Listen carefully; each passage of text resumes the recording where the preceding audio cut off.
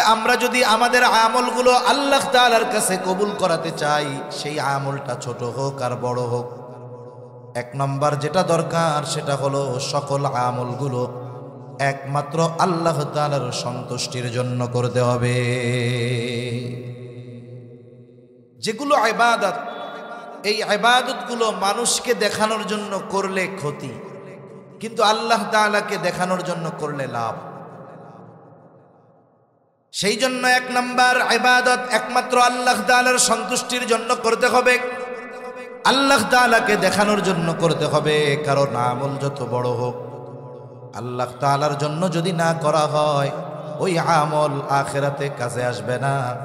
বরং যেই আমল মানুষকে দেখানোর জন্য করা হয়েছে, আল্লাহকে দেখানোর জন্য করা হয় নাই, ওই আমল যত বড় হোক না কেন, কিয়ামতের দিন ওই আমলগুলোকে আল্লাহ তাআলা ধ্বংস করে দিবে।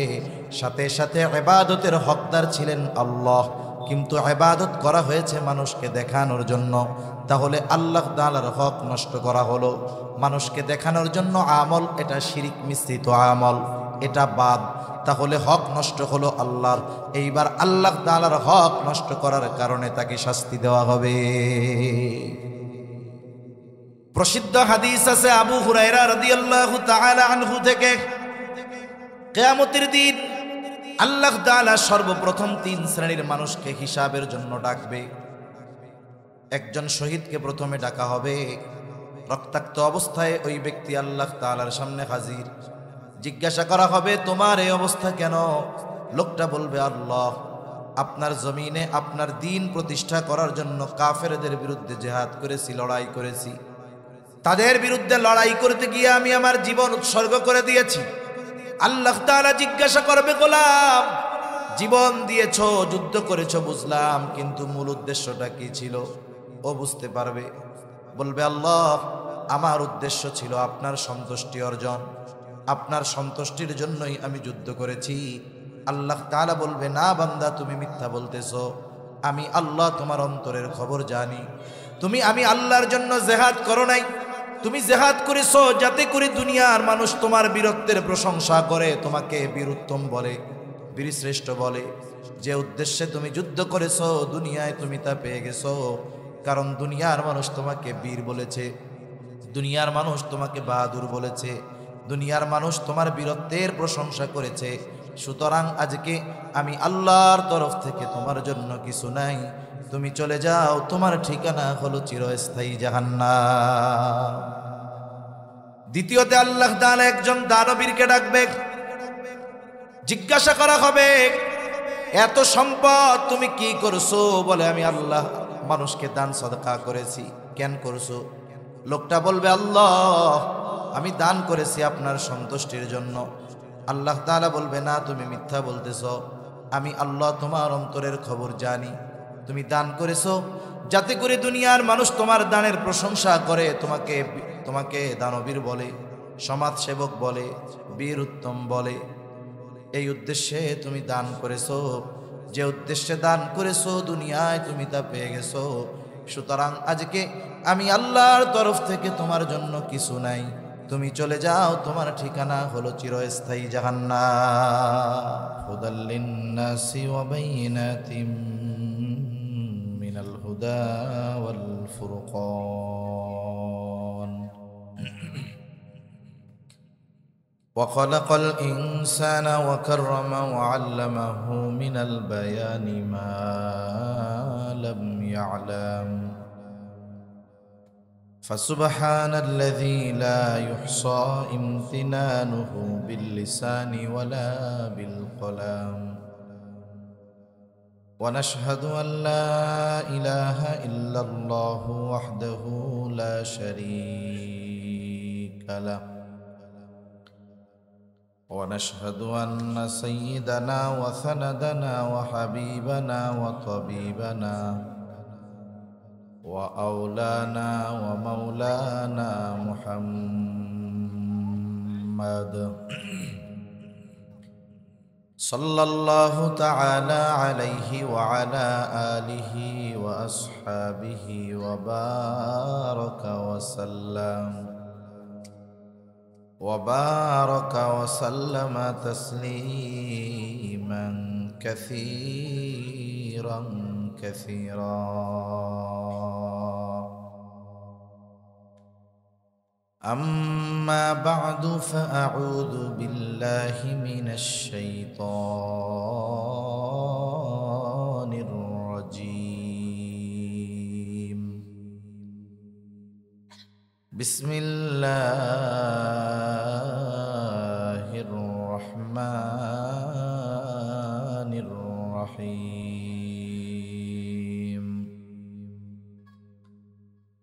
من عمل صالحا من ذكر أو أنثى وهو مؤمن فلنحيينه حياة طيبة ولنجزينهم أجرهم بأحسن ما كانوا يعملون.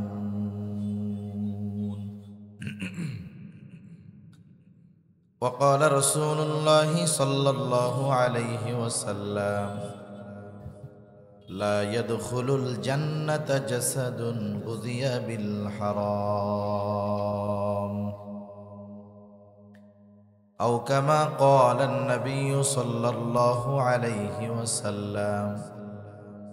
صدق الله العلي العظيم وصدق رسوله النبي الكريم، ونحن على ذلك من الشاهدين والشاكرين، والحمد لله رب العالمين. سبحانك لا علم لنا إلا ما علمتنا إنك أنت العليم الحكيم. আমরা মুহাব্বতের সাথে দুরূদ শরীফ পাঠ করি। আল্লাহুম্মা সাল্লি আলা মুহাম্মাদিন ওয়া আলা আলি মুহাম্মাদ কামা সাল্লাইতা আলা ইব্রাহিম ওয়া আলা আলি ইব্রাহিম ইন্নাকা হামিদুম মাজিদ। اللهم بارك على محمد وعلى آل محمد كما باركت على إبراهيم وعلى آل إبراهيم إنك حميد مجيد। الحمد لله। ঐতিহ্যবাহী গাজীপুর জেলার অন্তর্গত কাপাসিয়া থানাধীন সিংহশ্রী বড়বেড় ঈদগাহ ময়দানে বড়বেড় ইসলামিক সেবা ও মসজিদ উন্নয়ন সংগঠন এর উদ্যোগে এলাকার মৃত ব্যক্তিদের মাগফিরাত কামনায় ষষ্ঠ বার্ষিক ওয়াজ ও দোয়া মাহফিল। আজকের এই ওয়াজ ও দোয়া মাহফিলের সম্মানিত শ্রদ্ধেয় সভাপতি, আমন্ত্রিত উলামায়ে কেরাম, সামনে উপস্থিত মুরব্বিয়ানে কেরাম, সমবয়সী যুবক বন্ধু, স্নেহের ছোট ভাই, পর্দার অন্তরালে অবস্থানরতা সম্মানিতা শ্রদ্ধা মা ও বোন, দয়াময় আল্লাহ রাব্বুল আলামিনের দরবারে অগণিত শুকর যে মহান মালিক আমাদের হায়াতে বরকত দিয়ে সুস্থ রেখে হাদিসের ভাষায় জান্নাতের বাগানে আসার বসার, কিছু কথা বলবার এবং শ্রবণ করবার সুযোগ যে মহান মনিব দান করেছেন, সে মহান মনিবকে খুশি করার জন্য মহব্বতের সাথে জবান খুলে অন্তর থেকে আমরা একবার কালিমাতুশ শুকর পাঠ করি, আলহামদুলিল্লাহ। অগণিত দুরূদ ও সালাম সৈয়দুল আম্বিয়া, আশরাফুল আম্বিয়া, খাতামুল আম্বিয়া, ইমামুল মুরসালিন, রহমাতুল লিল আলামিন মুহাম্মাদুর রাসূলুল্লাহ সাল্লাল্লাহু আলাইহি ওয়াসাল্লামের উপর। আমি আপনাদের খেদমতে পবিত্র কোরআনুল কারীমের একটা আয়াত ও রাসূল আকরাম সাল্লাল্লাহু আলাইহি ওয়াসাল্লামের অগণিত হাদিস থেকে একটা হাদিস পাঠ করেছি। আল্লাহ তাআলার কাছে তৌফিক চাই, আল্লাহ তাআলা কিছু কথা আমাকে আপনাদের খেদমতে বলার সুযোগ করে দেন, যে কথাগুলো আমাদের সবার দুনিয়া এবং আখিরাতের জন্য কল্যাণকর হয়। সকলে বলি আমিন। সম্মানিত উপস্থিতি, এই পাশে কথা না বললে ভালো হয়, কথা না বললে ভালো হয়, বাইরে বাইরে কথা না বললে। আল্লাহ সুবহানাহু ওয়া তাআলা আমাদের সকলকে একটি প্রাণ থেকে সৃষ্টি করেছেন। মানুষ সৃষ্টির মূল তো মাটি। আল্লাহ তাআলা কোরআনুল কারীমের মধ্যে জানিয়ে দেন যে আমি নিজ হাতে আদম আলাইহিস সালামকে সৃষ্টি করেছি। হাদিসের মধ্যেও আসছে আল্লাহ তাআলা আদম আলাইহিস সালামকে সৃষ্টি করেছেন মাটি থেকে, আর আমাদেরকে সৃষ্টি করেছেন আদম থেকে। রাসূলুল্লাহ সাল্লাল্লাহু আলাইহি ওয়াসাল্লাম বলেন, আল্লাহ তাআলা আদম আলাইহিস সালামের পৃষ্ঠদেশ তথা পিঠ, এই পিঠ থেকে কিয়ামত পর্যন্ত যত মানুষ আসবে, যত মানুষ আছে, যত মানুষ চলে গেছে, সব মানুষের রূহ একত্রে আল্লাহ তাআলা আদম আলাইহিস সালামের পৃষ্ঠদেশ তথা পিঠ থেকে আল্লাহ বের করেছেন। সাথে সাথে আল্লাহ তাআলা আদম আলাইহিস সালামের সহধর্মিনী তার স্ত্রী সৃষ্টি করেছেন তার থেকেই। আল্লাহ তাআলা সে কথা কোরআনুল কারীমের মধ্যে বলেন, ইয়া আইয়ুহান নাসুত্তাকু রাব্বাকুমুল্লাযী খালাকাকুম মিন নাফসিন ওয়াহিদাহ ওয়া খালাকা মিনহা যাওজাহা ওয়া বাসসা মিনহুমা রিজালান কাসীরান ওয়া নিসাআ। আল্লাহ তাআলা জানিয়ে দেন, ইয়া আইয়ুহান নাসুত্তাকু রাব্বাকুম, হে মানব সম্প্রদায়, তোমরা তোমাদের রবকে ভয় করো। কে সেই রব? আল্লাহ, আল্লাযী খালাকাকুম মিন নাফসিন ওয়াহিদাহ, যিনি তোমাদের সবাইকে সৃষ্টি করেছেন একটি প্রাণ থেকে। কয়টি প্রাণ থেকে? ওয়া খালাকা মিনহা যাওজাহা, তার থেকেই তিনি সৃষ্টি করেছেন তার জোড়াকে, তার স্ত্রীকে। এবার এই দুইজনের মাধ্যমে কি হয়েছে? ওয়াবাসসা মিনহুমা রিজালান কাসীরান ওয়া নিসাআ, এই দুইজনের মাধ্যমেই, এই দুইজনের থেকে আল্লাহ সুবহানাহু ওয়া তাআলা পৃথিবীব্যাপী নারী পুরুষের বিস্তার ঘটিয়েছেন। নারী এবং পুরুষদের মধ্যে বাস্তবিক অর্থে সম্মানের মানদণ্ড তাকওয়া। নারী এবং পুরুষদের মধ্যে আল্লাহ তাআলা ইবাদতের প্রতিদানের যেই ঘোষণা দিয়েছেন, যদিও সৃষ্টিগতভাবে নারী পুরুষদের মধ্যে কিছু তফাৎ আছে না নাই? আছে। আবার শরীয়তের কিছু বিষয়ের হুকুমের দিক দিয়ে নারী পুরুষের মধ্যে একটু তারতম্য পার্থক্য আছে। সৃষ্টিগত পার্থক্য কি এটা বলার দরকার নেই, এটা এমনিই বোঝা যায়।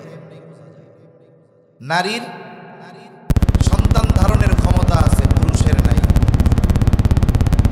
নারী সন্তানকে দুধ পান করাতে পারে, পুরুষ পারে না। আল্লাহ তাআলা নারীকে যেই গঠন দিয়েছেন, যত কালো হোক চেহারা দেখলেই বোঝা যায় এটা নারী। এই ধরনের সৃষ্টিগত কিছু পার্থক্য নারী পুরুষের মধ্যে আল্লাহ তাআলা রেখেছেন।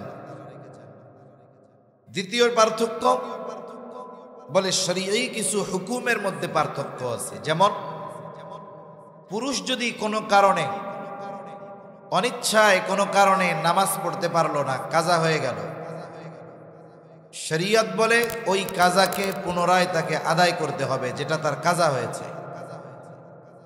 কিন্তু আল্লাহ তাআলা একজন নারী মেয়ে বালেগা হওয়ার পর থেকে নিয়ে 55-50 বছর পর্যন্ত প্রতি মাসে আল্লাহ তাআলা তার জন্য নির্দিষ্ট কিছু দিন অসুস্থতা দিয়ে রাখেন।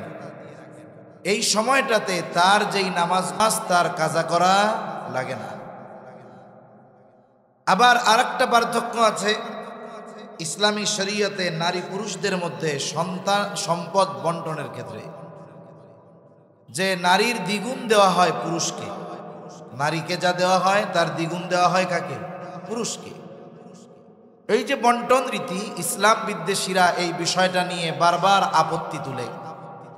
তারা বলে যে ইসলাম নারীদেরকে ঠকিয়েছে, নারীদের সাথে ইনসাফ রক্ষা করা হয় নাই। নাউজুবিল্লাহ বলেন। প্রথমত এই যে নারী পুরুষের মধ্যে যে সম্পদ বন্টনের হার, এটা কি দুনিয়ার কোনো মানুষ নির্ধারিত করেছেন না আল্লাহ তাআলা করেছেন? বলেন তো, আল্লাহ তাআলা এমন কিছু সিদ্ধান্ত নিতে পারেন যেখানে বেইনসাফি হবে? এমন কোনো সিদ্ধান্ত আল্লাহ তাআলা নেন যেখানে জুলুম হবে? এরকম কোনো সিদ্ধান্ত আল্লাহ তাআলা নেন না। যদিও দেখা যায় দৃশ্যমান নারীর চাইতে পুরুষের দ্বিগুণ, তবে বাস্তবতা হলো আল্লাহ তাআলা নারীকে দিয়েছেন কম দেখা যায়, কিন্তু জিতিয়ে দিয়েছেন। এখন কথা হলো, একজন কম পেয়েও সে জয়ী হয় কেমনে, লাভবান হয় কেমনে? মনে করেন একজন ব্যক্তি চাকরি করে, মাস শেষে তার বেতন হলো 50,000 টাকা, 60,000 টাকা একজনের বেতন। আর একজন চাকরি করে, তার বেতন হলো 20,000 টাকা। বলেন তো 60,000 বেশি না 20,000 বেশি? স্বাভাবিক 60,000 বেশি। কিন্তু যিনি 60,000 টাকা পান, তার ব্যয় আছে 60,000 টাকা, বরং কোনো মাসে তার চেয়ে বেশি। আবার যিনি 20,000 টাকা পান, তার ব্যয় সর্বসাকুল্য 10,000 টাকা। বলেন তো বাস্তবে মাস শেষে লাভবান কে থাকে? কম যার সে থাকে।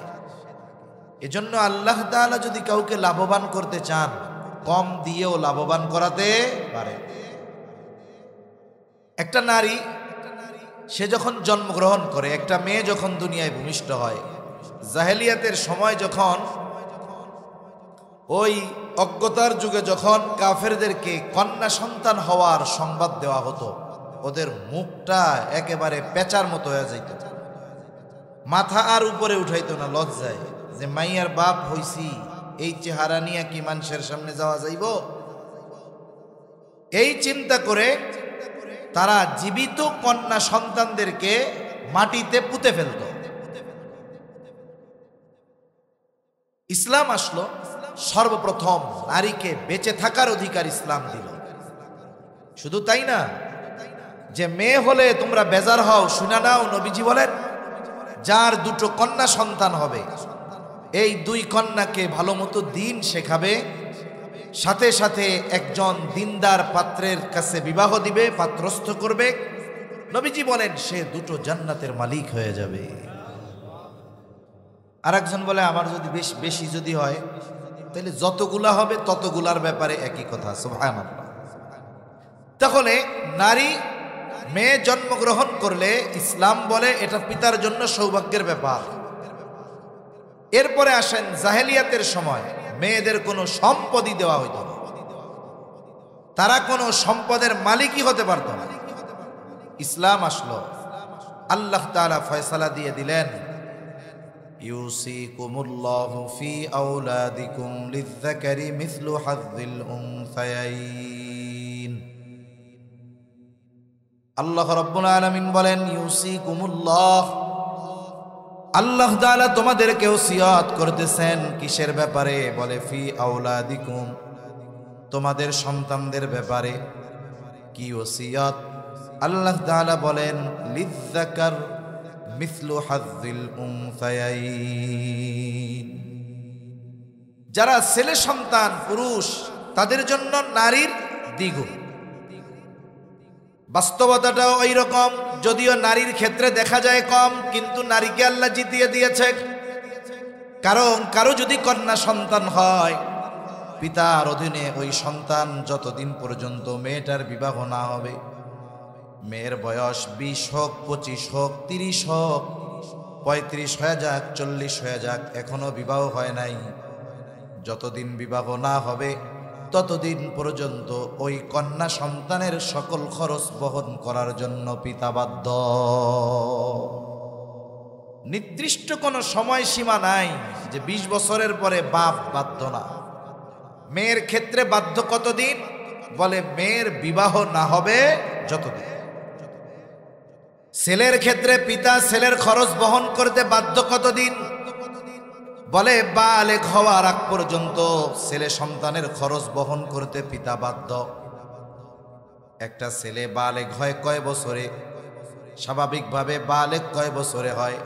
হাদিসের মধ্যে আসছে আহাদ্দুল বুলুগ, বালেগ হওয়ার সর্বশেষ সময় সীমা হলো 15 বছর। 15 বছর এটা আরবি হিসাবে, ইংরেজি হিসাবে নয়। ইংরেজি হিসাবে 14.5 বছরের মতো, কিন্তু আমাদের সমাজে রাষ্ট্রীয় আইন 18 বছরের আগে কেউ বালেগ হয়। আসলে বালেগ হওয়াটা নির্দিষ্ট বয়সের সাথে সময় সীমা নাই। কেউ তো 14.5 বছরে হয়, কেউ তো 12 বছরেও হয়ে যায়, ঠিক কিনা বলেন? এটা হরমোনাল একটা বিষয়, এটা অন্য একটা বিষয়। এটা বয়সের সাথে নির্দিষ্ট করে দেওয়া কোনো সুযোগ নেই। তাহলে রাসূলুল্লাহ সাল্লাল্লাহু আলাইহি ওয়াসাল্লাম জানালেন যে বালেগ হওয়ার সর্বশেষ সময়সীমা ইংরেজি হিসাবে 14.5 বছর, 15 বছরই ধরলাম। তাহলে একটা ছেলে সন্তানের খরচ বহন করতে পিতা বাধ্য হলো 15 বছর পর্যন্ত। 15 বছরের পরে যদি কোনো পিতা বলে আজকে থেকে আমি তোমার লেখাপড়ার খরচ দিতে পারবো না, তোমার টিউশনির টাকা দিতে পারবো না, তাহলে পিতা দিতেও বাধ্য নয়। কিন্তু মেয়ের ক্ষেত্রে বিষয়টা এমন নয় যে বালেগা হওয়ার পরে আর খরচ দিতে বাধ্য না, এমনটা নয়। বরং মেয়েটার যতদিন বিবাহ না হবে ততদিন পিতা খরচ দিতে বাধ্য, আর ছেলের ক্ষেত্রে বাধ্য ততদিন যতদিন সে নাবালক থাকবে। বালেগ হয়ে যাওয়ার পরে পিতা যদি বলে তোমার ইনকাম তুমি করো, নিজেও খাও আমাকেও খাওয়াও, এই কথা বলার অধিকার পিতার আছে না নাই? আছে। তাহলে বাবার ঘরে যখন কন্যা, বলেন তো ইসলাম এই সময় ছেলেরে জিতাইছে নাকি মেয়েকে জিতিয়েছে? মেয়েকে জিতিয়েছে। এখন মেয়ের বিবাহ ঠিক হয়েছে, এখন এই মেয়েকে যার সাথে বিবাহ দেওয়া হবে উচ্চ শিক্ষিত, চেহারা ভালো, বংশ ভালো, সব ঠিক আছে। কিন্তু আয়েশা বলতেছে আমি বিবাহে রাজি, তবে সব কিছুই ঠিক আছে, আমি মেয়ের খাদ্য, বস্ত্র, চিকিৎসা, বাসস্থান এগুলো কিছু দিতে পারবো না।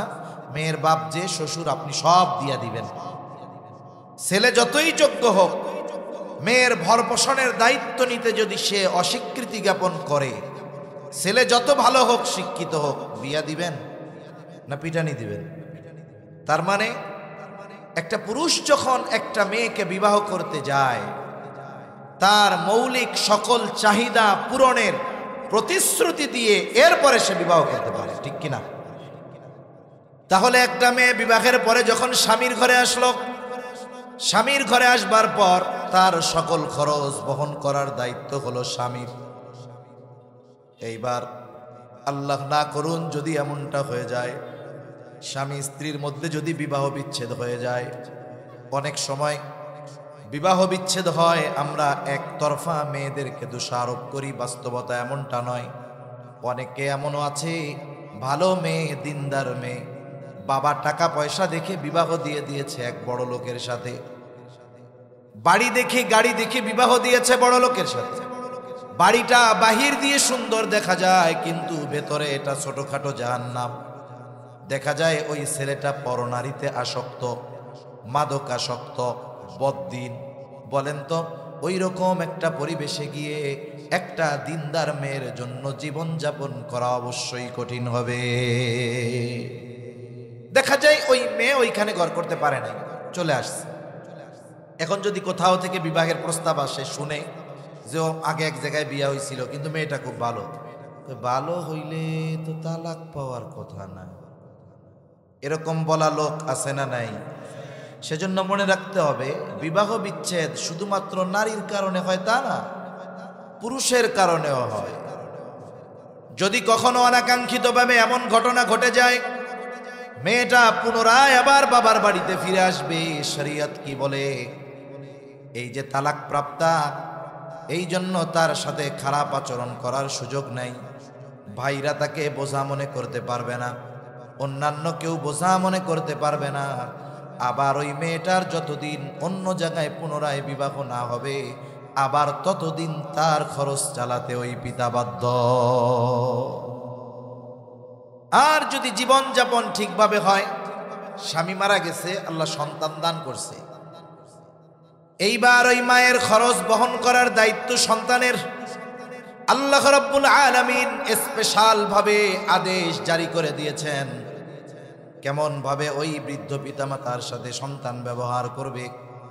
তাদের আচরণের দ্বারা যদি একটু বিরক্তিও হয়, কষ্ট হয়, সে বিরক্ত হবে না। তাদের সাথে কঠোর ভাষায় কথা বলবে না, ধমক দিবে না, বরং তাদের সকল প্রয়োজন মেটাতে ওই সন্তান সব সময় প্রস্তুত থাকতে হবে। তাহলে একটা মেয়ে তার গোটা হায়াতে প্রথমে বাবার ঘরে, এরপরে স্বামীর ঘরে, এরপরে সন্তানকে আল্লাহ তাআলা তার জিম্মাদারি দিয়ে দিলেন। বলেন তো, তার সব খরচ বহন করার দায়িত্ব পুরুষের কাঁধে। আল্লাহ তাকে যা দিছে সেখান থেকে কোনো খরচ আছে?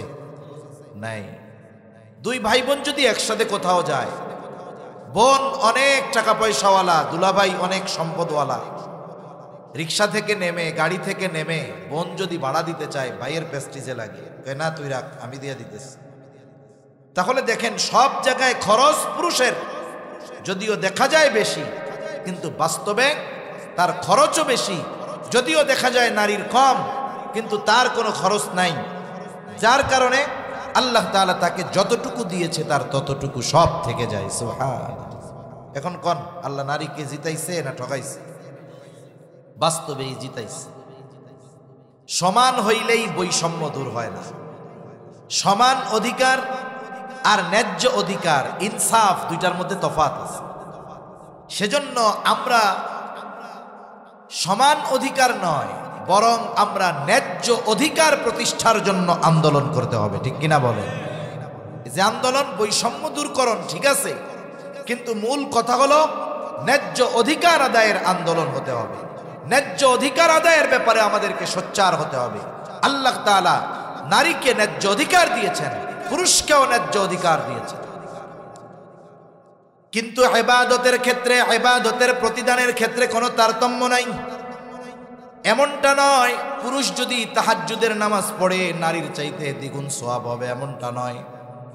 বরং ইবাদতের প্রতিদানের ক্ষেত্রে আল্লাহ রাব্বুল আলামিন এখানে সমান রাখছেন। শুধু তাই না, বরং এখানেও নারীকে জিতিয়ে দেওয়া হয়েছে।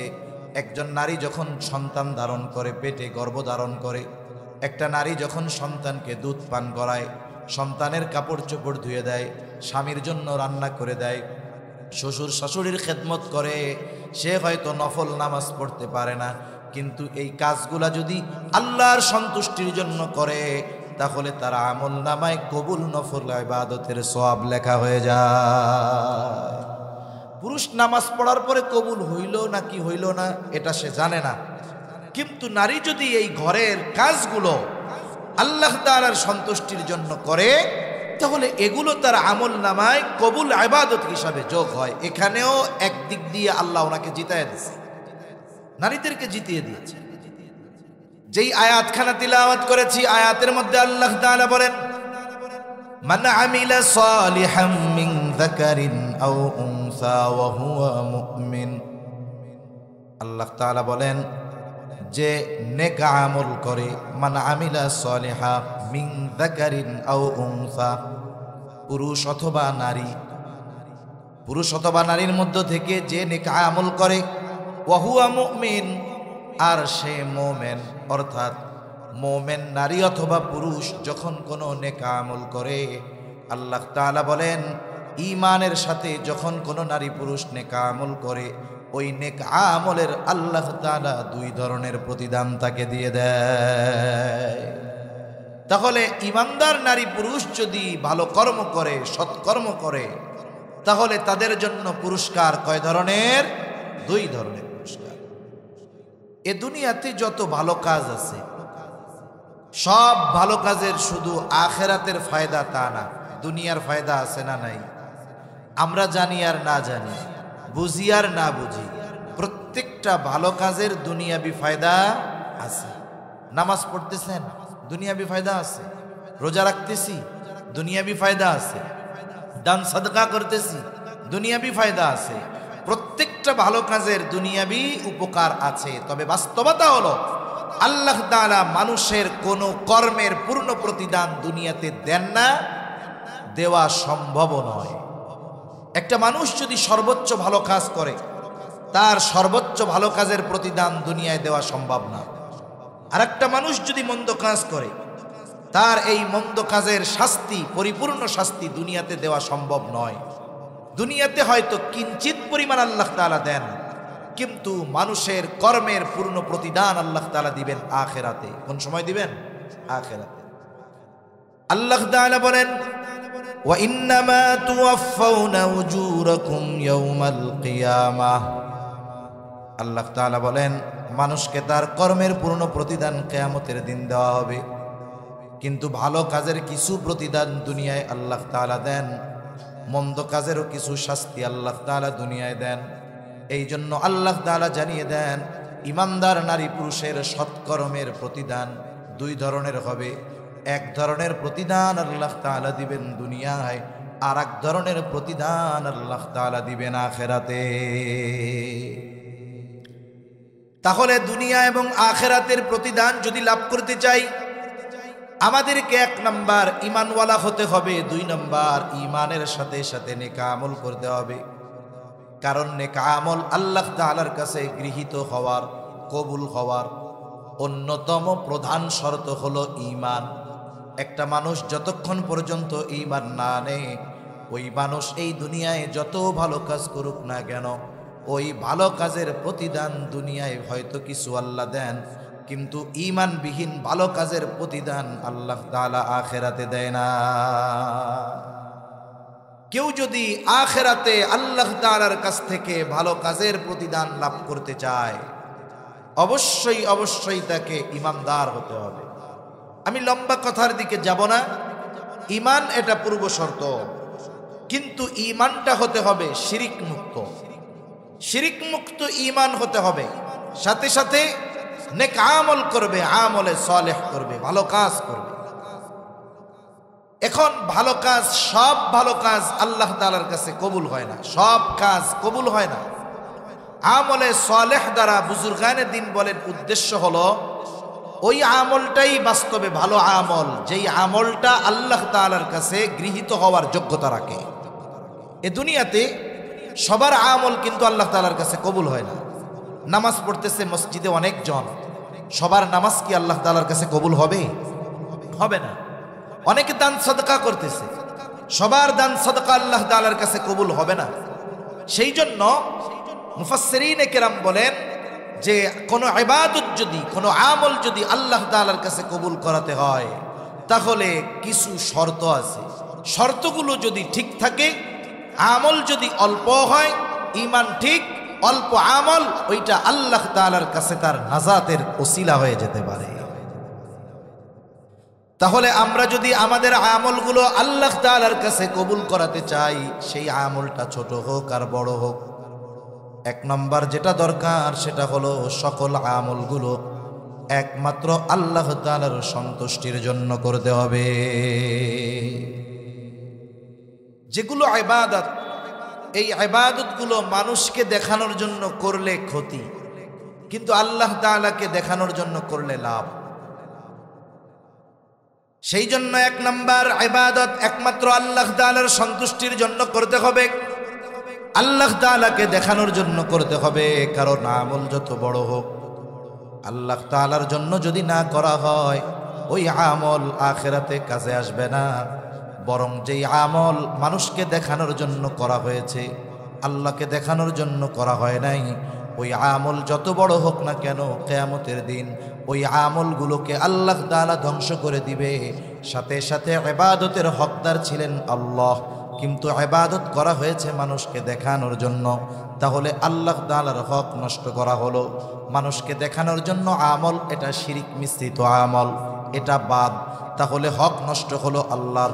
এইবার আল্লাহ তাআলার হক নষ্ট করার কারণে তাকে শাস্তি দেওয়া হবে। প্রসিদ্ধ হাদিস আছে আবু হুরায়রা রাদিয়াল্লাহু তাআলা আনহু থেকে, কিয়ামতের দিন আল্লাহ তাআলা সর্বপ্রথম তিন শ্রেণীর মানুষকে হিসাবের জন্য ডাকবে। একজন শহীদকে প্রথমে ডাকা হবে, রক্তাক্ত অবস্থায় ওই ব্যক্তি আল্লাহ তাআলার সামনে হাজির। জিজ্ঞাসা করা হবে, তোমার এই অবস্থা কেন? লোকটা বলবে, আল্লাহ, আপনার জমিনে আপনার দিন প্রতিষ্ঠা করার জন্য কাফেরদের বিরুদ্ধে জিহাদ করেছি, লড়াই করেছি। তাদের বিরুদ্ধে লড়াই করতে গিয়ে আমি আমার জীবন উৎসর্গ করে দিয়েছি। আল্লাহ তাআলা জিজ্ঞাসা করবে, গোলাম জীবন দিয়েছো, যুদ্ধ করেছো বুঝলাম, কিন্তু মূল উদ্দেশ্যটা কি ছিল? ও বুঝতে পারবে, বলবে আল্লাহ আমার উদ্দেশ্য ছিল আপনার সন্তুষ্টি অর্জন, আপনার সন্তুষ্টির জন্যই আমি যুদ্ধ করেছি। আল্লাহ তাআলা বলবে, না বান্দা তুমি মিথ্যা বলতেছো, আমি আল্লাহ তোমার অন্তরের খবর জানি। আমি আল্লাহর জন্য জিহাদ করো নাই, তুমি জিহাদ করেছো যাতে করে দুনিয়ার মানুষ তোমার বীরত্বের প্রশংসা করে, তোমাকে বীরুত্তম বলে, বীরশ্রেষ্ঠ বলে।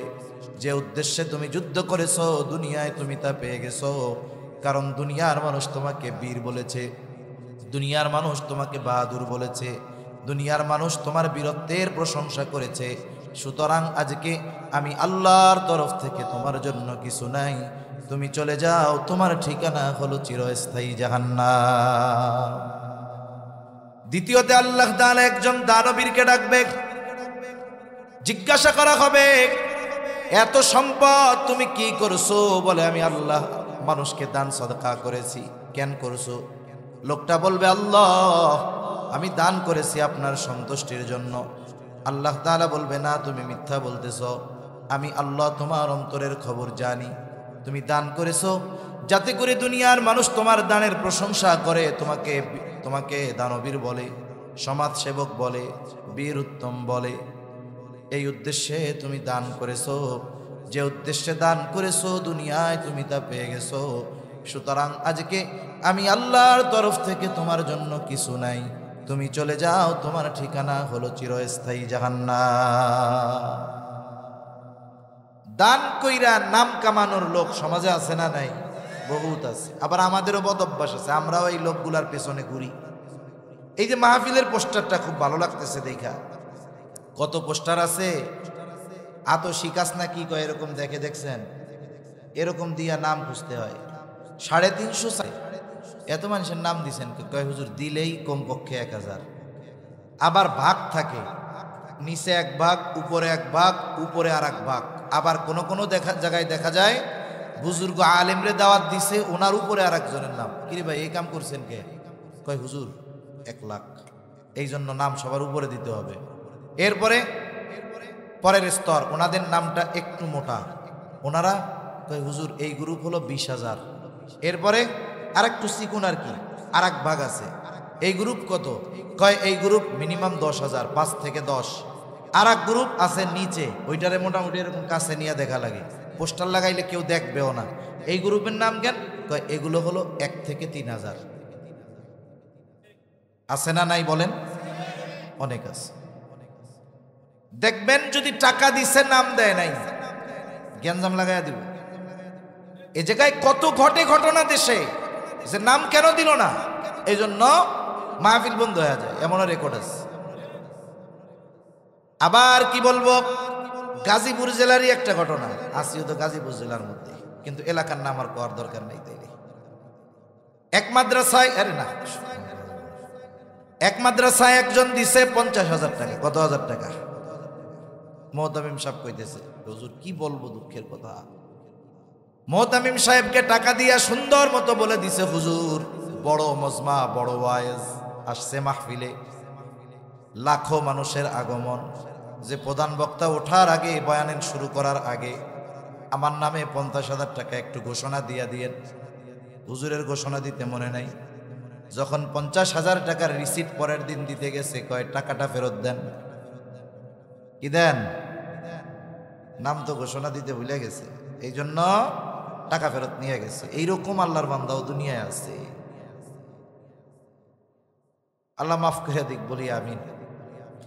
3 নাম্বার, আল্লাহ তাআলা একজন আলেমকে ডাকবে, কারিকে ডাকবে, জিজ্ঞাসা করা হবে কেন কোরআন শিখেছো? লোকটা বলবে, আল্লাহ শুধুমাত্র আপনার সন্তুষ্টির জন্য কোরআন শিখেছি, ইলম শিখেছি। আল্লাহ তাআলা বলবে, না বান্দা তুমি মিথ্যা বলতেছ, তুমি কোরআন শিখেছো যাতে করে মানুষ তোমার তিলাওয়াতের প্রশংসা করে, ইলম শিখেছো যাতে করে মানুষ তোমার ইলমের প্রশংসা করে।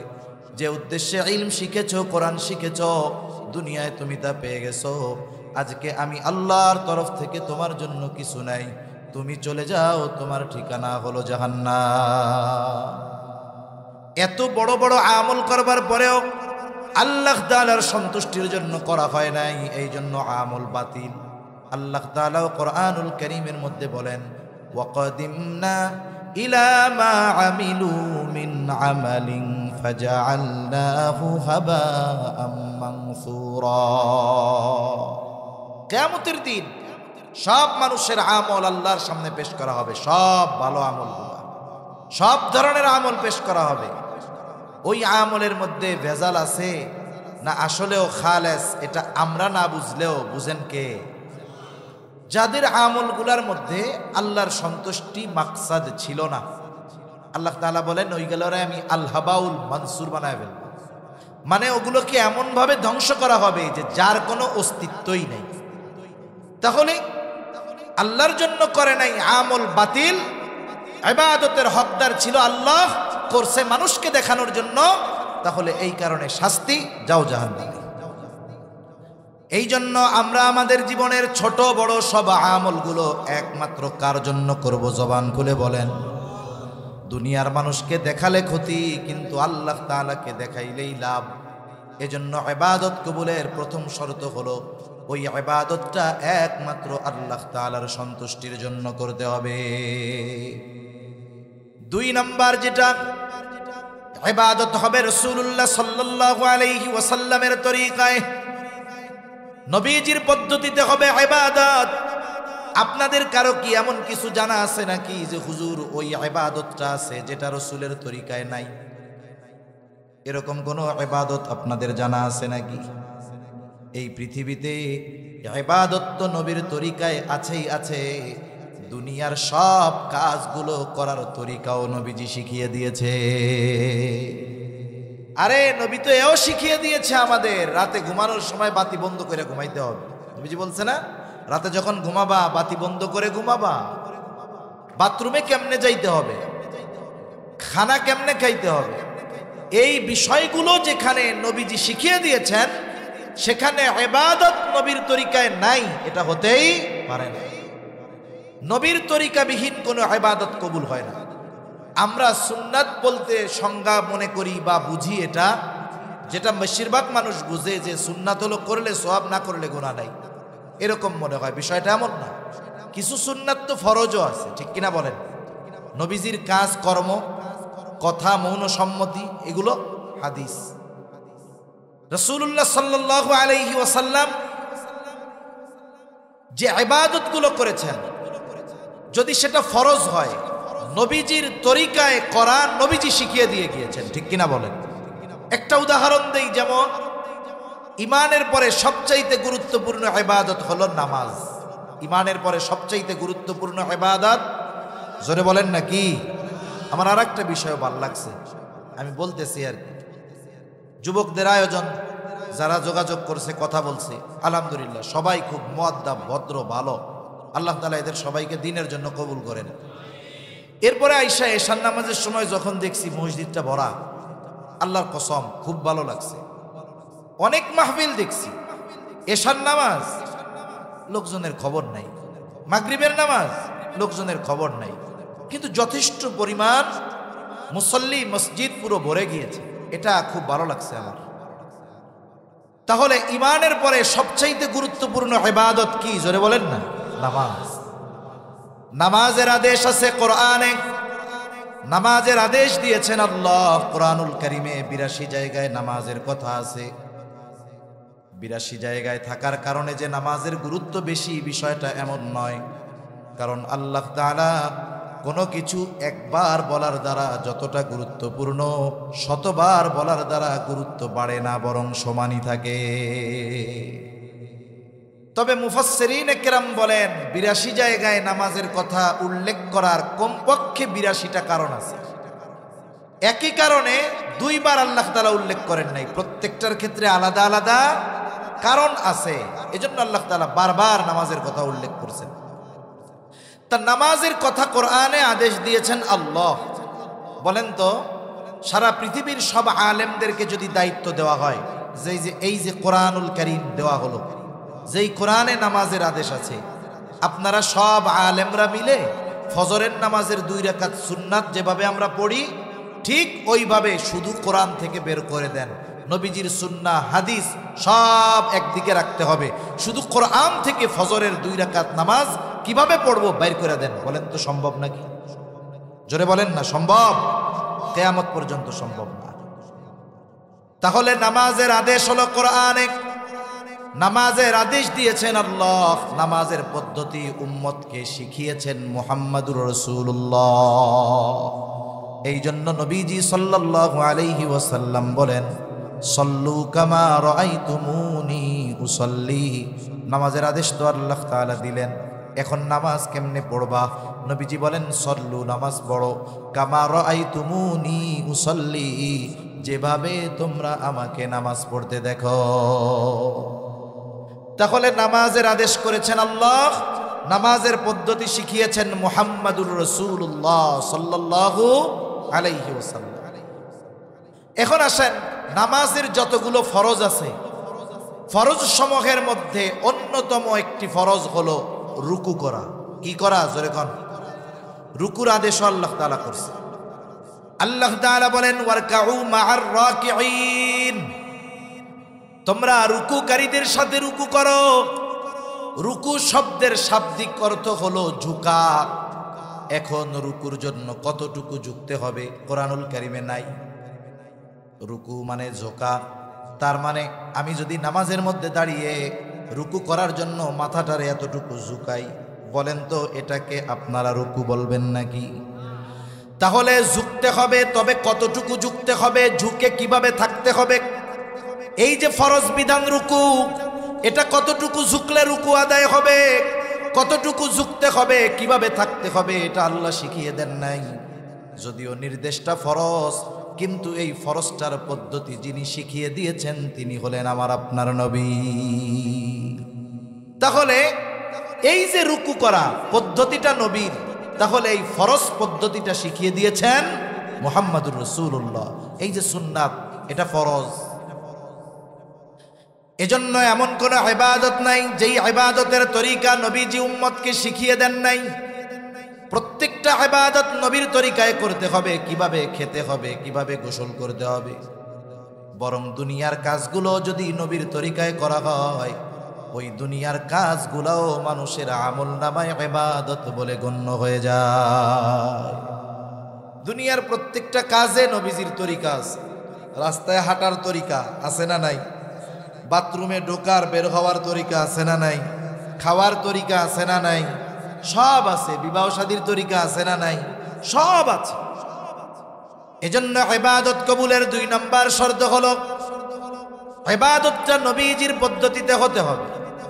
ইবাদত কবুলের 3 নম্বর শর্ত, যেই ইবাদত করবে সেই ইবাদতের ইলম তাকে অর্জন করতে হবে। রাসূল আকরাম সাল্লাল্লাহু আলাইহি ওয়াসাল্লাম বলেন, তলাবুল ইলমি ফারিদাতুন আলা কুল্লি মুসলিম। দ্বীনি ইলম শিক্ষা করা প্রত্যেক মুসলমান নরনারীর উপরে ফরজ। এখন কতটুকু শেখা ফরজ? কেউ কেউ বলেন একজন মানুষ নিজে দ্বীনের উপরে চলার জন্য যতটুকু ইলমে দ্বীন শেখা দরকার এতটুকু শেখা ফরজ। আবার অনেকে বলেন না, এতটুকুতে হবে না, আর একটু বাড়াতে হবে। কেন? বলে আল্লাহ তাআলা কোরআনুল কারীমের মধ্যে বলেন, ইয়া আইয়ুহাল্লাযীনা আমানু কু আনফুসাকুম ওয়া আহলিকুম নারা। আল্লাহ তাআলা বলেন, হে ঈমানদারেরা, কু আনফুসাকুম ওয়া আহলিকুম নারা, তুমি নিজে জাহান্নামের আগুন থেকে বাঁচো, অধীনস্থদেরকে জাহান্নামের আগুন থেকে বাঁচাও। তাহলে জাহান্নামের আগুন থেকে বাঁচার নির্দেশ আল্লাহ তাআলা দিয়েছেন। অভিভাবককেও দিলেন, অধীনস্থকেও দিলেন। অভিভাবকের ব্যাপারে তুমি নিজে বাঁচবা, অধীনস্থদেরকেও বাঁচাবা। এটা কিভাবে সম্ভব? মুফাসসিরিনে কেরাম বলেন, মূল কথা হইল তুমি ঈমান আনার পরে আল্লাহ তাআলার বিধিবিধান মান্য করার মাধ্যমে নিজেকে জাহান্নাম থেকে বাঁচাবা, আর তোমার অধীনস্থদেরকে দ্বীনের উপরে পরিচালিত করার মাধ্যমে জাহান্নাম থেকে বাঁচানোর চেষ্টা করবা। এখন বলেন, নিজে জাহান্নাম থেকে বাঁচতে যদি ইলম দরকার হয়, অধীনস্থদেরকে জাহান্নাম থেকে বাঁচানোর চেষ্টা করার জন্য, দ্বীনের উপরে চালানোর জন্য ইলমের দরকার আছে না নাই? দরকার আছে। এজন্য কমপক্ষে এতটুকু ইলম প্রত্যেকটা মানুষকে শিখতে হবে, মুসলমানকে, যতটুকুর দ্বারা সে দ্বীনের উপরে চলতে পারে, অধীনস্থদেরকে চালাতে পারে। এখন এই দ্বীন শেখার জায়গাগুলো কোথায়? দ্বীন শেখার জায়গা কোথায়? দেখেন, দ্বীনি মাহফিলগুলায় যখন আমরা আসি, এখানে আমাদের মূলত একটা আগ্রহ মাথায় ঢুকিয়ে দেওয়া হয়, এটা মূল বিষয়। আলোচনার মাধ্যমে একটা মানুষের গোটা জীবনের প্রত্যেকটা দিক একটা মাহফিলে আলোচনা করা সম্ভব নয়।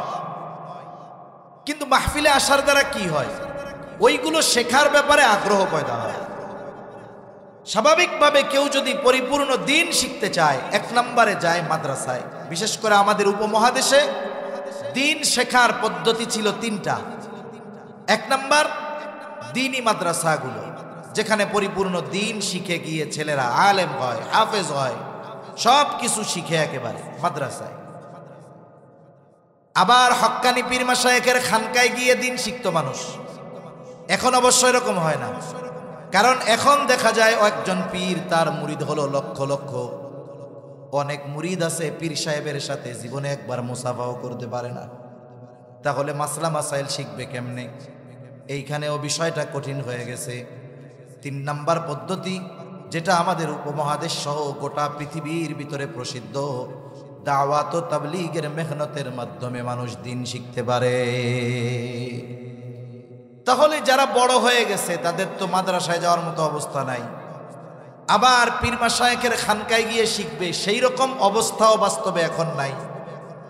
রাস্তা একটা আছে, দাওয়াত ও তাবলীগের মেহনতে সময় দিয়ে ওখানে গিয়ে ইলমে দ্বীন শিখতে হবে। বলেন তো, আপনি একটা খালি বোতল নিয়ে গেছেন ভরার জন্য, এই বোতলটা নিছেন কি ভরার জন্য, মনে করেন খালি। তাহলে আপনি যদি আপনার বোতলটা ভরতে চান, যেই বোতল থেকে ভরবেন ওই বোতলটা আপনার থেকে বড় হতে হবে। আপনার বোতলের থেকে কি হতে হবে? সাথে সাথে হাফ লিটারের বোতল যদি ভরতে চান, 250 গ্রামের বোতল থেকে পানি ঢাললে ভরবে? কমপক্ষে তো 1 লিটারের বোতল লাগবে নাকি?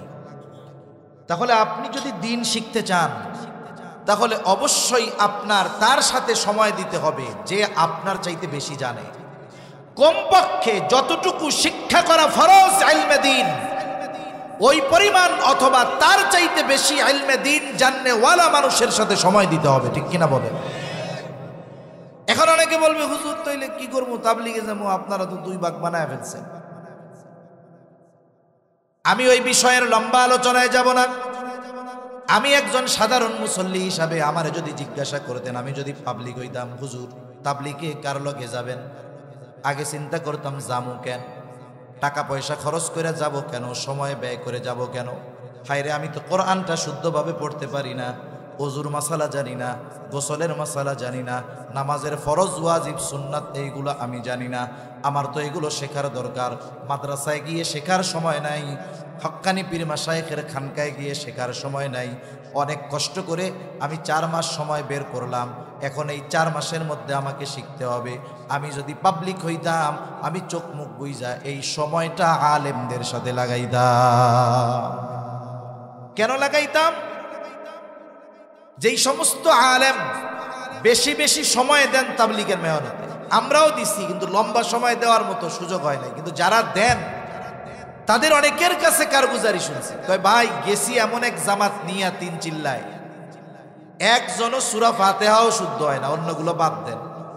এক চাচা নামাজ পড়ে 20 বছর, বিতিরের নামাজে কয়েক সেকেন্ডের মধ্যে দোয়ায় কুনুত শেষ। তা জিজ্ঞাসা করলাম, আপনি কোন দোয়ায় কুনুত পড়েন? কয় কুল আল্লাহ দিয়ে চালায় দেই, পারি না। বুঝেন নাই?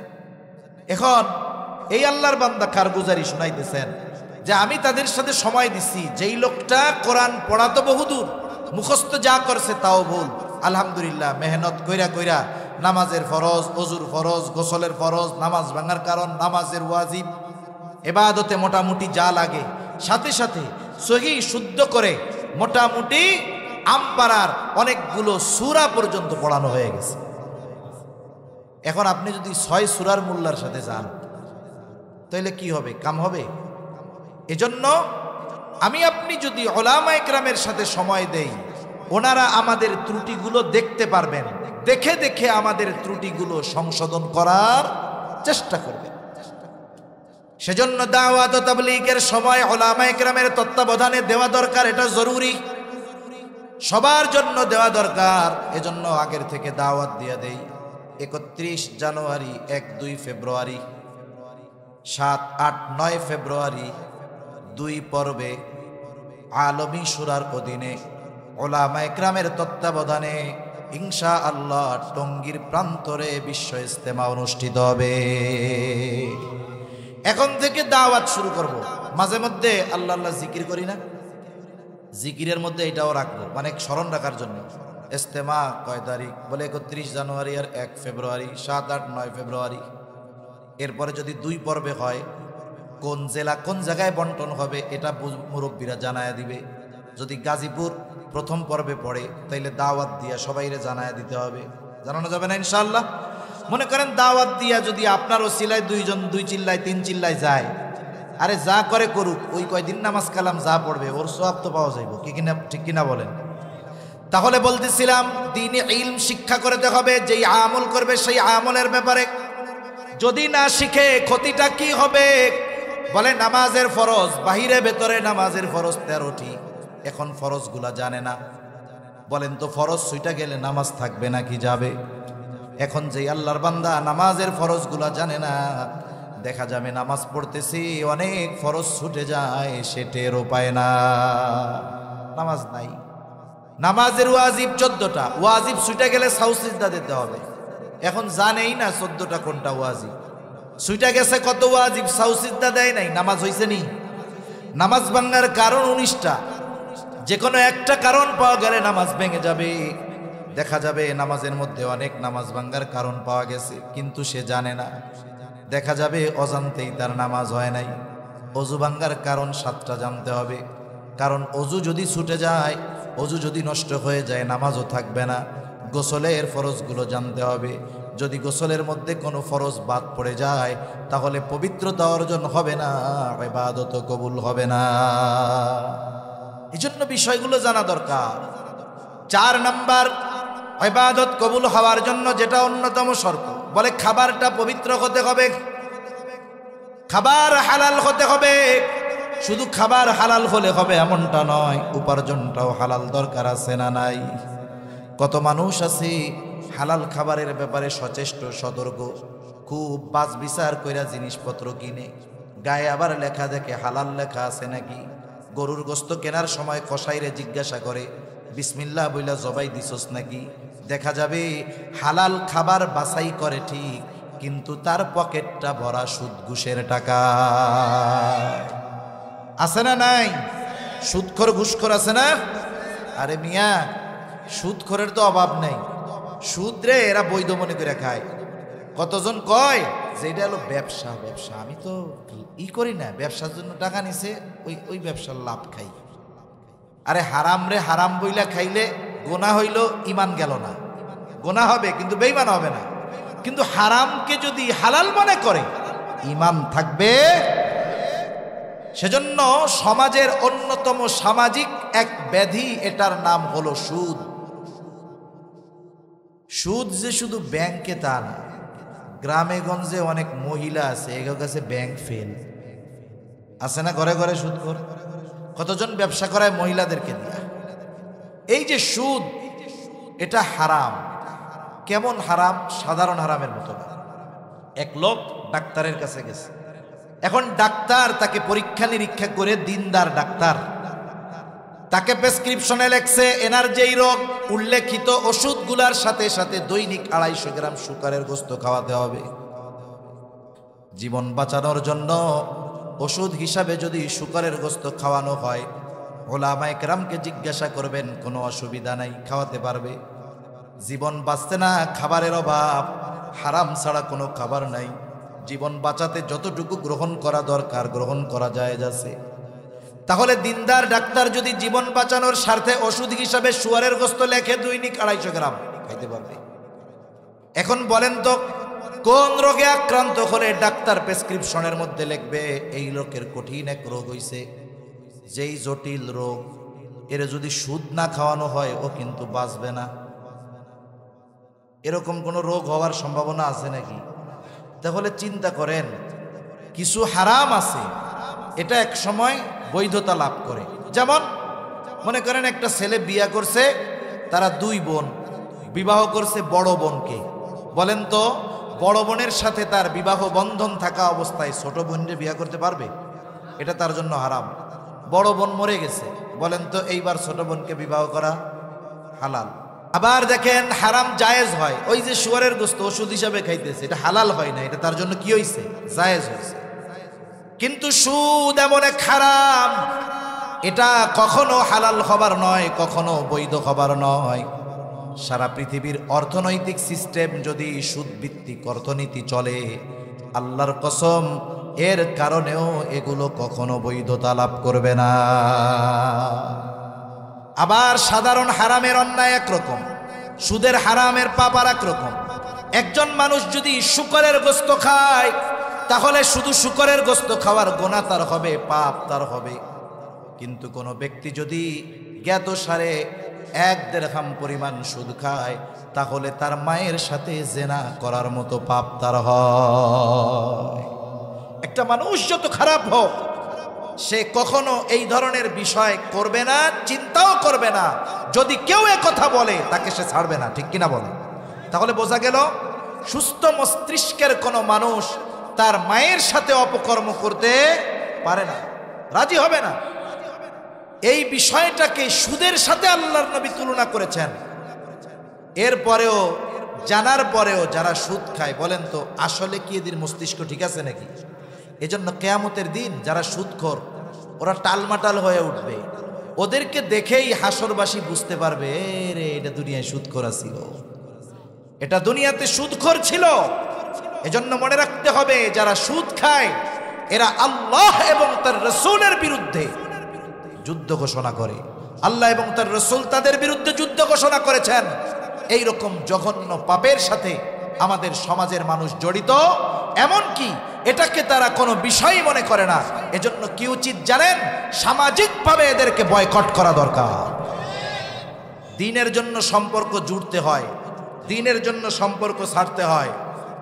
আলোচনা হবে যে ভাই সুদ ছেড়ে দাও, ছাড়বে না, তাহলে দিনদার মানুষ যারা, তারা আস্তে তাদের থেকে মুখ ঘুরায় নিবে।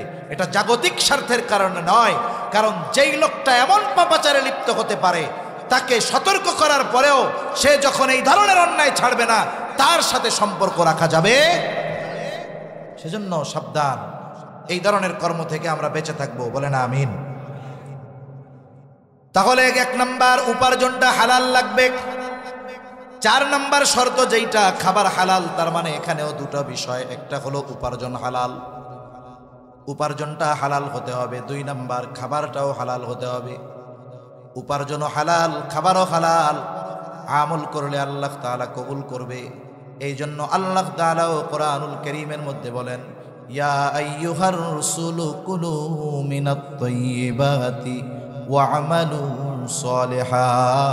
আল্লাহ তাআলা সব রাসূলদেরকে একই নির্দেশ দিয়েছেন, হে রাসূলগণ, কুলু মিনাত তাইয়্যিবাত, আপনারা পবিত্র খান, ওয়া আমালু সালিহা, আর আমলে সালেহ করেন। বুজুর্গানে দিন বলেন, যার খাবার পবিত্র নয়, অর্থাৎ যার খাবারটা উপার্জনটা হালাল নয়, খাবারটা হালাল নয়, সে যতই আমল করুক না কেন, তার আমল আল্লাহ তাআলার কাছে কবুল হয় না। এজন্য আমরা হারাম থেকে বাঁচবো, হারাম থেকে বাঁচবো। যদি হারামের সাথে সম্পৃক্ত হই, কি ক্ষতি? যারা হারামের সাথে সম্পৃক্ত, বড় বড় ক্ষতি। 1 নাম্বার যে হারামখোর, তার কোনো দোয়া আল্লাহ কবুল করে না।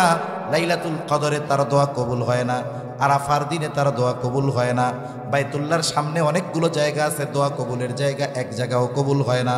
তাহলে যে হারামখোর, তার কোনো দোয়া আল্লাহ কবুল করেন না। 2 নাম্বার, তার ইবাদত আল্লাহ তাআলা কবুল করেন না।